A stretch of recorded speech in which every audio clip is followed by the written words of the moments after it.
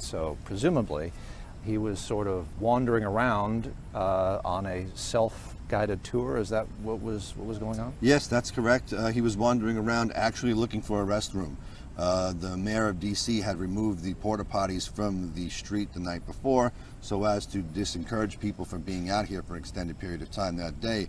So his first thought after being pushed in, after falling on the floor, helping somebody and getting up, was, gee, I wonder where the restroom is. He ended up making a left and going into the area of offices where Speaker Pelosi's office is. She has sweet offices there, yeah. Right. No signage on the door. The signage had been removed.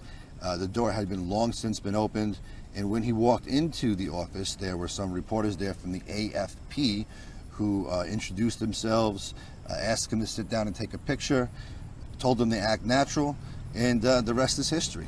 So when he walked into the office, there were reporters actually already in the Speaker's office. Oh, that is correct. And they somehow had entered before your client got in there. And presumably there might have been other people in the office at that time as well? Truth indeed, John. People were both in, there were people in that office, and there were also reporters in an office by the time Mr. Barnett had entered the office. Once he entered, he engaged the reporters, or the reporters engaged him, I should say, and they asked him if he knew where he was. He didn't know. They told him. He said, how about that? And they offered to say, hey, take a picture, sit down, and act natural. And you can see in the photograph, he's holding his cell phone in his hand, and his American flag is behind him, because that's what he entered into the office with. He sits down, he acts natural, and, you know, he is international news an hour later.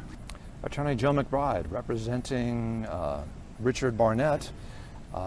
Thank you very much for talking to us on One American News, sir, down from New York here, visiting the Capitol. Thanks for talking to us on One American News. Good to be here, John. God bless you, and God bless America.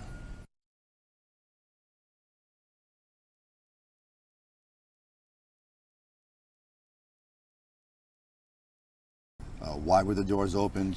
Why at other entrances were people told, hey, you can't come in yet? Okay, now it's okay for you to come in. Why did police wave people in, direct people to certain areas?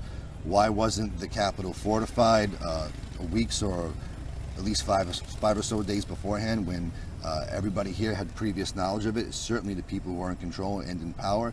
These are questions that need to be answered over time. We don't have conclusive answers as to the why yet. So your client was walking in through the main door, the front door. This is the east front of the Capitol, and that would have led him under the rotunda, the main rotunda. The Speaker's office is just off of the rotunda, and so if you wander into the Capitol, you just turn left, you walk by her office.